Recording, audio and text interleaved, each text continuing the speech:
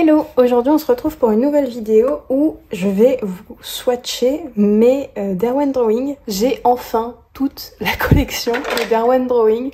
Alors comme ça on dirait que ça fait pas beaucoup de couleurs, mais en vrai il n'y a pas tant de couleurs que ça dans cette collection.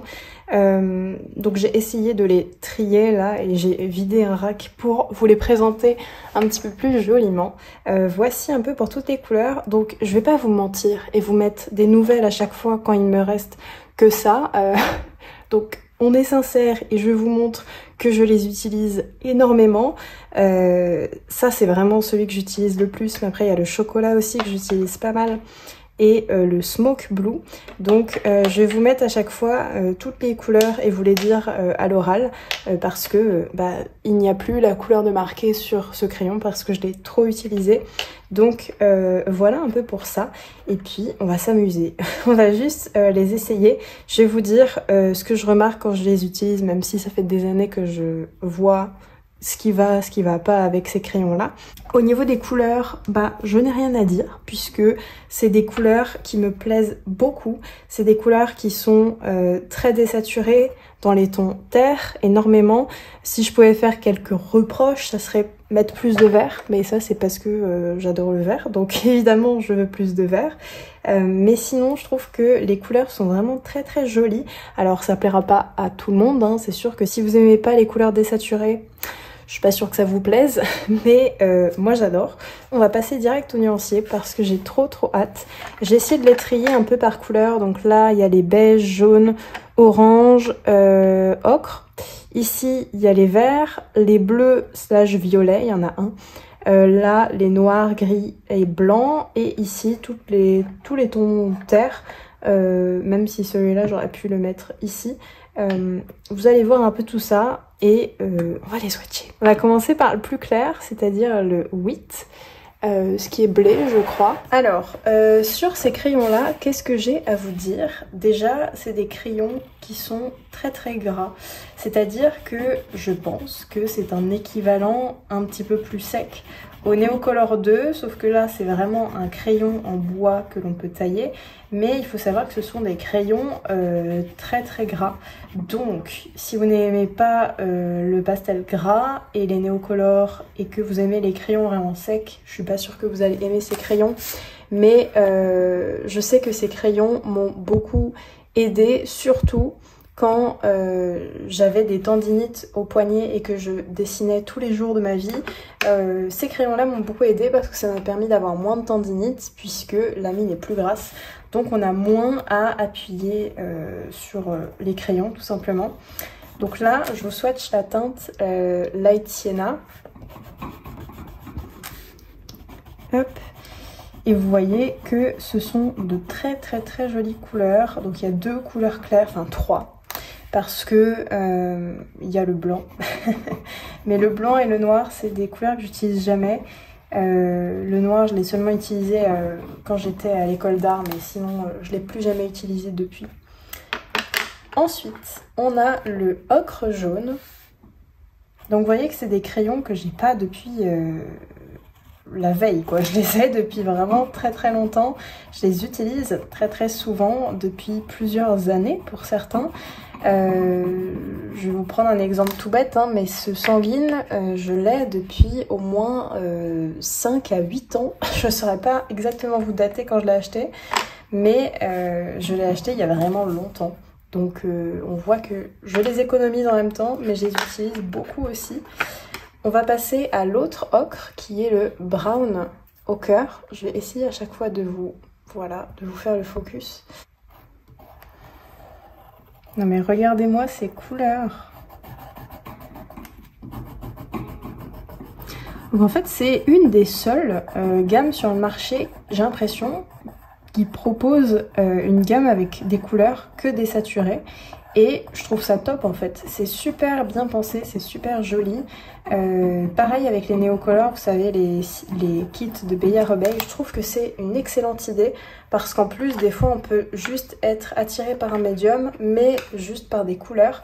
Et souvent les couleurs proposées dans les kits, bon c'est des couleurs primaires quoi, donc en peinture ça va, mais en crayon de couleur c'est difficilement mélangeable quand même. Donc on préfère quand même des couleurs toutes faites, surtout sur du crayon de couleur. Donc c'est très agréable à utiliser. Là je teste le Mars Orange. C'est très joli. C'est un orange assez foncé qui tire un peu sur le terracotta. Alors vous allez voir que leur terracotta est assez bizarre, ou alors c'est moi qui ai une perception des couleurs assez bizarre. Mais pour moi le terracotta c'est genre cette couleur là. Donc on se rapproche pas mal quand même du orange de Mars. Mais leur terracotta à eux, c'est pas du tout ça. Vous allez le voir, je vais le mettre à la fin, mais c'est pas du tout ça. Ensuite, donc là on a fini le premier rack, on va passer au deuxième. Ou alors on fait toutes les couleurs terre d'abord. Je sais pas trop. Allez, on va faire toutes les couleurs terre d'abord. Donc ensuite on enchaîne avec le terre chaude, warm earth. Hop.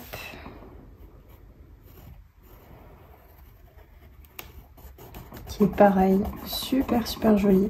C'est des couleurs que je trouve rarement dans les gammes de crayons de couleur. Et vraiment, quand j'ai vu que Derwent Drawing il y a quelques années faisait cette gamme là, et qu'en plus les crayons étaient assez gras, et bah j'étais trop contente. Alors, ils sont encore plus gras quand il y a la canicule, ce qui semble logique. Vraiment l'année dernière, je crois que j'avais laissé un crayon au soleil et quand je l'essayais, c'était du néocolore quoi. C'était n'importe quoi, mais du coup évitez de faire ça si vous voulez que vos crayons restent précis. Ensuite, je vais vous montrer le sanguine. Hop. Je trouve que le sanguine c'est vraiment un très beau terracotta là, pour le coup, même si je dois avoir une notion bizarre du terracotta. C'est entre le sanguine et l'orange de Mars pour moi un terracotta, donc enfin de cette gamme là. Donc vous allez voir le terracotta à la fin qui est un peu surprenant on va dire. J'adore aussi cette couleur, je trouve ça trop joli. Celui-là c'est le premier que j'ai acheté je crois de la gamme. Donc petite valeur sentimentale. Ensuite on a du coup le terracotta, le fameux.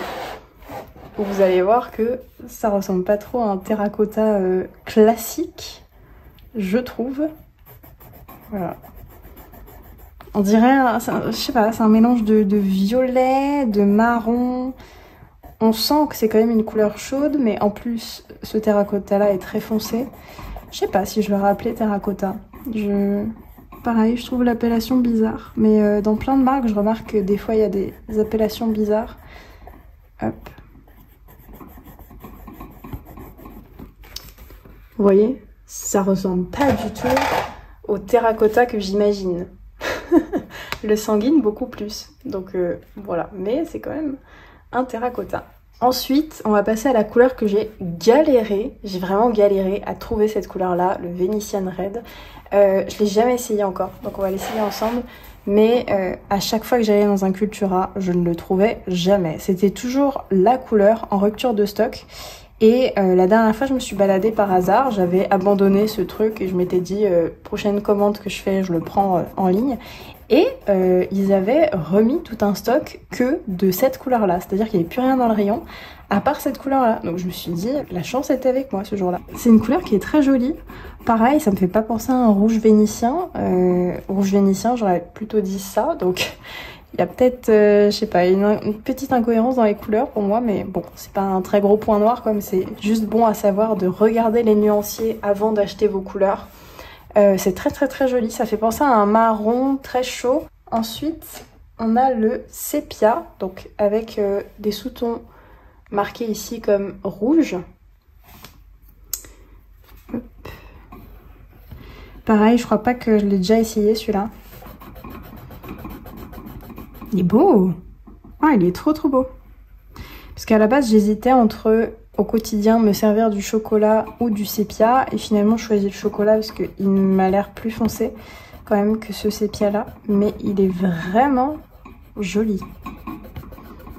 Il est très joli. On entend mon trépied à chaque fois bouger dès que je fais du crayon de couleur sur ce bureau. C'est insupportable. Ah, il est vraiment beau. Il est vraiment très beau. Mais regardez-moi toutes ces couleurs, elles sont si jolies. Vraiment, j'adore cette gamme. Je la trouve trop belle. Ensuite, dans les marrons, il nous manque deux couleurs. Il nous manque, alors c'est pas trop un marron, je pense que c'est plus un violet celui-là pour le coup. Le terre de rubis. Ouais, c'est vraiment un violet, mais qui tire quand même sur les teintes de marron. On dirait un beau prune. Hop. Ouais, c'est vraiment un prune. Il est trop joli celui-là. Parce que c'est un prune qui est quand même assez clair, je trouve. Il est vraiment beau. Après, il est trop beau. Je l'imaginais pas aussi beau celui-là, vous voyez. Parce que ça ressemble pas trop à la couleur du bas du crayon. Mais écoutez, c'est vraiment super beau. Je vais vous montrer une des couleurs que j'utilise le plus. Hein, et on aura fini avec les marrons. C'est le chocolat. C'est le classique marron très foncé que j'utilise souvent pour faire soit mes contours, soit mes ombres. Je combine celui-là avec le Ink Blue et ça me donne souvent soit un gris paint, soit un marron encore plus foncé. Parce que j'utilise jamais de noir. Hein. En peinture, ça a tendance à salir les couleurs. Donc plus un marron ou un bleu mais très profond. Vous voyez, c'est quand même un marron qui est assez foncé. Ensuite, je vais vous montrer les verts parce qu'il y en a 4 et parmi ces verts là je trouve que dans les couleurs ici du bas du crayon, les 3 se ressemblent énormément alors que je crois qu'en nuancier ils sont tous différents. Donc on va commencer par le cédar pâle. Hop. Ah, c'est vraiment beau, j'adore. J'adore ces verres-là. Pour le coup, je les trouve très rarement, encore une fois, ces verres-là sur le marché. Donc c'est cool qu'il y ait une gamme spécialement pour ces crayons-là, ces couleurs de crayons.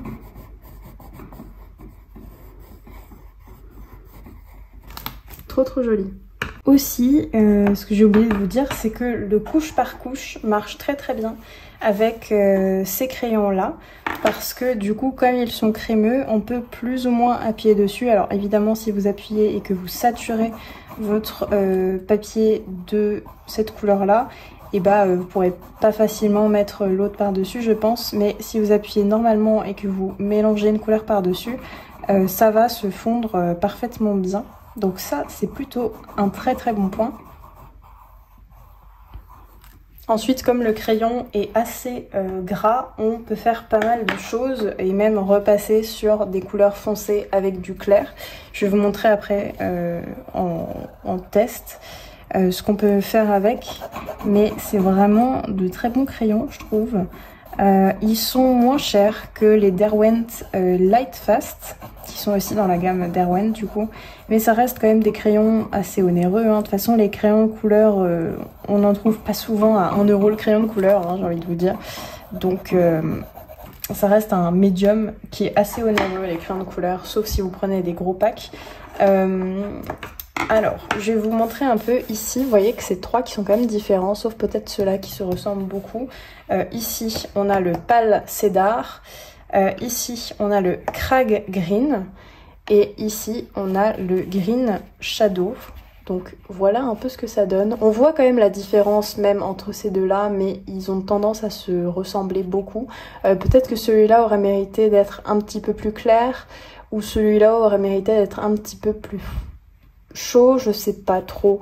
Mais en tout cas, les 3 combinés sont très jolis. On a quand même une couleur foncée, un vert foncé qui est le terre verte. Hop, enfin terre olive plutôt. Qui est vraiment une super jolie couleur. Je trouve qu'elle aurait mérité limite d'être un petit peu plus foncée, autant que le marron là. Mais c'est quand même, enfin ça reste une couleur foncée, hein. On s'entend, mais par rapport au bout du crayon, c'est plus clair, je trouve. Et ça, c'est peut-être un peu dommage, mais après, il y a beaucoup de marques qui galèrent, parce qu'à mon avis, ça doit être compliqué de choisir à chaque fois la même couleur, exactement la même couleur sur le bout du crayon et sur la couleur qui ressort dans la mine. Donc vous voyez que pour pas mal de couleurs, on y a vu des différences. Alors pas pour toutes les couleurs, mais par exemple celle-ci, elle ressemble pas mal à ce qu'on a de base. Celle-ci aussi. C'est vraiment pour les couleurs qui sont foncées, je trouve. Le Ruby Earth, là, vous voyez, la différence se voit beaucoup. Et le Olive, où la différence se voit pas mal aussi, mais c'est plus en termes de clair ou de foncé que la différence se voit. Donc voilà, c'est juste pour préciser ça. Ensuite, alors j'ai acheté ce crayon abîmé. Et sachez que à Cultura, quand vous avez un crayon abîmé, vous pouvez demander qu'il vous fasse une promo dessus. Vous dites que le crayon est abîmé et que c'est le dernier, parce que souvent c'est ça. C'est parce que c'est le dernier, sinon ils vous en donnent un autre. Et moi je voulais absolument la couleur Solway Blue. Donc, juste demander si vous pouvez pas avoir une petite promotion. Je sais que ça dépend des Cultura, parce qu'une fois j'avais eu 10% et l'autre fois j'avais eu 30%. Donc ça dépend vraiment des Cultura, je pense. Mais en tout cas, sachez que si jamais vous pouvez demander une petite promo, ils vous la font. Donc voilà, hop.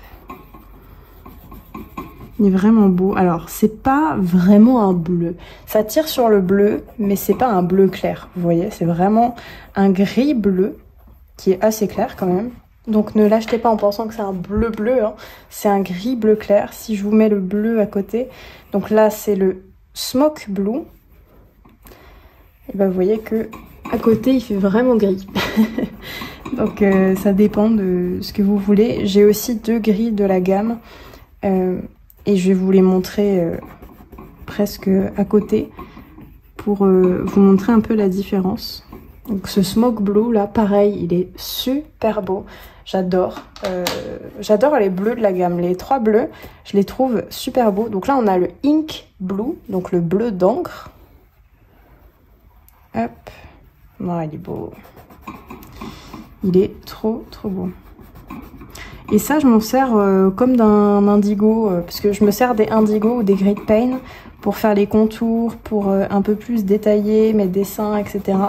Et donc, celui-là, c'est celui dont je me sers le plus. Hein. Bon, ça se voit à la tête du crayon, on va dire. Mais je le trouve complètement... il est super beau, ce bleu. Vraiment, je l'adore. Ensuite, on a un violet qui est un peu particulier, pareil, ça s'appelle le violet de Mars, et c'est un violet qui tire beaucoup sur le gris, et pareil, je trouve ce violet absolument sublime. C'est un violet que je ne retrouve pas sur, peut-être, sauf la marque Holbein, mais sinon je le retrouve pas dans les autres gammes de crayons de couleurs que j'ai pu tester. Donc vraiment c'est un violet à part entière quoi. Et en fait c'est ça que j'aime beaucoup dans cette gamme, c'est qu'il y a beaucoup de couleurs qu'on ne retrouve pas sur le marché. Et du coup ça crée un truc de ok, il y a une gamme exprès pour des couleurs qu'on arrive difficilement à retrouver. Donc je trouve ça hyper cool en fait d'avoir cette possibilité là. Ensuite on va passer ici et on va swatcher les 4 dernières couleurs qui sont pas mes préférés, hein, sauf pour les 2 gris, mais sinon c'est du noir et du blanc quoi. Donc on a le Cool Grey, pareil, qui est arrivé abîmé, et je l'ai retaillé là, mais du coup il a perdu énormément de mine, vous voyez, pour un truc qui est censé être neuf, hein, je l'ai jamais swatché ni rien. Donc du coup là, ils m'ont fait 30%, et je crois que sur le Solway Blue c'était juste 10 ou 15. Donc voilà, n'hésitez pas à demander parce que bon, un crayon cassé, c'est un petit peu embêtant parce que vous perdez la quantité de produit. Donc voilà, c'est un peu dommage si jamais vous le payez plein pot. Hop.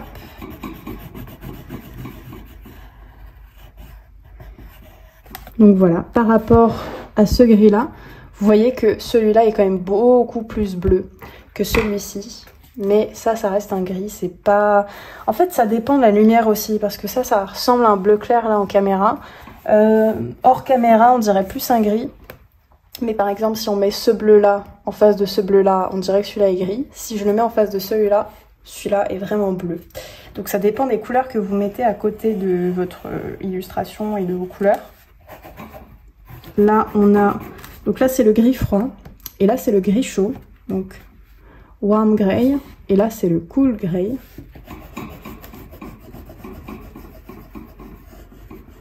Hop.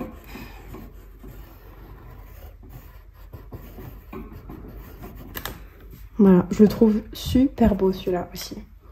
Et ensuite, je vais vous swatcher les deux couleurs, mais bon, ça reste des couleurs basiques. Il y a le Chinese White, qui est un blanc qui est très très opaque. Et donc ça, c'est plutôt cool, parce qu'on peut repasser sur différentes couleurs et mettre du blanc juste avec un crayon de couleur. Donc ça, je trouve ça un peu dingue.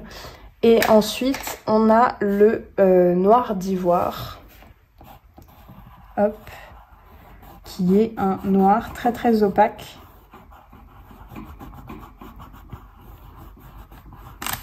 Voilà. Donc ici, vous avez les 24 couleurs de swatcher. Il n'y a pas plus de couleurs dans la gamme. Là, c'est toute la gamme. Hop, je vais un petit peu vous éloigner pour vous montrer un petit peu toutes les couleurs. J'ai quelques préférés, mais je pense que vous allez trouver facilement. C'est celui-ci, le Mars Orange, celui-ci, le jaune ocre. Ces trois-là, vraiment je les trouve trop trop beaux. Ces trois verts aussi, ce marron. Il y a très très peu de couleurs que je n'aime pas dans la gamme, sauf peut-être le noir, parce que je l'utilise jamais. Mais toutes les couleurs, je les trouve jolies et je trouve qu'elles vont très bien entre elles. Donc je vais mettre les numéros et je vous retrouve juste après. Voici les noms des couleurs.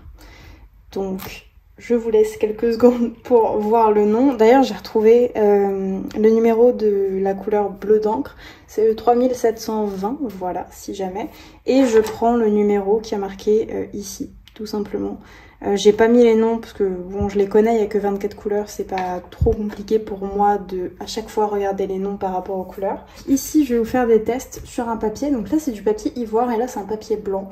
Ça change pas trop les couleurs, juste elles sont un petit peu plus vibrantes sur ce papier-là, je pense. Mais je vais vous montrer des mélanges de couleurs qui sont possibles à faire avec ces crayons-ci. Donc par exemple, je vous prends une couleur foncée qui est la couleur olive, donc terre d'olive. Hop, je l'étale. J'appuie pas. Hein. Là, j'ai absolument pas appuyé, j'ai juste frôlé la couleur. Donc vous voyez que c'est quand même très pigmenté. Et je vais prendre la teinte plus claire dans les verts et je vais prendre la cédar pâle. Et pareil, je vais frotter par-dessus et vous montrer comment ça se mélange. Donc là, c'est du vite fait. On peut faire mieux en termes de résultats. Par exemple, si vous passez le crayon de ce sens et qu'après, vous allez dans l'autre sens, ou que vous faites que dans un sens, hop, ici, et dans le même sens, ici, vous voyez que ça mélange quand même pas mal les couleurs et vous arrivez à obtenir une très jolie couleur. Donc ça dépend de vous. Et ensuite, je vais vous montrer donc une couleur foncée. On va prendre autre chose, on va prendre le sépia que j'appuie cette fois-ci. Hop. Et on va prendre du blé et on va faire des traits par-dessus. Et vous voyez que c'est quand même des couleurs qui sont pas mal opaques parce qu'on voit les nuances de blé sur une couleur qui est très très foncée. Exemple, je prends du noir que j'étale et je vais prendre du blanc. Donc là, je prends vraiment les opposés parce que c'est le plus compliqué à trouver. Et je vais le passer par-dessus. Hop. Si je force, ça donne ceci. Et je peux passer par-dessus.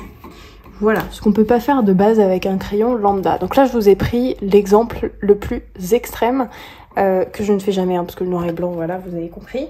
Mais par contre, ce que je fais très souvent, c'est que, exemple, je prends ma couleur sanguine, je la passe, et j'ai envie qu'à des moments de cette couleur-là, de cet aplat, il y ait des endroits plus clairs. Eh bien, je viens prendre une couleur plus claire, et je viens dessiner dedans des endroits où je veux que ça soit plus clair. Donc par exemple, ici je veux que ça soit plus clair. Je souffle et voilà un peu ce que ça donne. Donc ça peut rendre super super beau. C'est hyper intéressant comme effet. Donc vous voyez, vous pouvez les mélanger. Je pense, j'ai jamais testé, mais je pense que le dégradé aussi marche pas mal. Donc on va prendre le plus clair et le plus foncé des verts. Hop, j'étale Donc là c'est le Cedar Pal. Le Cedar Pal est vraiment beau. Hein. Vous voyez, il change pas mal du papier blanc et du papier ivoire. Mais il est vraiment super beau. Et à côté, je vais mettre le Green Shadow.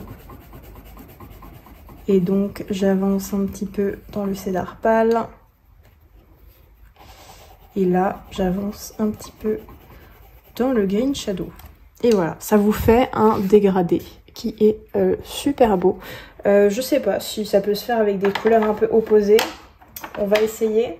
On va prendre ce violet avec le sanguine. Bon, ça va pas être très très beau, je pense. Mais c'est juste pour voir si le dégradé se fait quand même avec des couleurs qui vont pas ensemble. Parce que les verts, on pourrait dire que ça va ensemble et que du coup, le dégradé se fait facilement. Hop, donc je mets la couleur ici. Je remets du sanguine. Et vous voyez que même avec deux couleurs qui vont pas du tout ensemble, et ben ça finit par se fondre. Ça par contre, je pense qu'il faut pas trop appuyer. Parce que si on appuie plus... Hop, et que là je finis par moins appuyer parce qu'il y aura deux couleurs, donc ça va un peu compliqué. Hop, et là j'appuie moins, je mélange les deux. Et je fais pareil avec l'autre.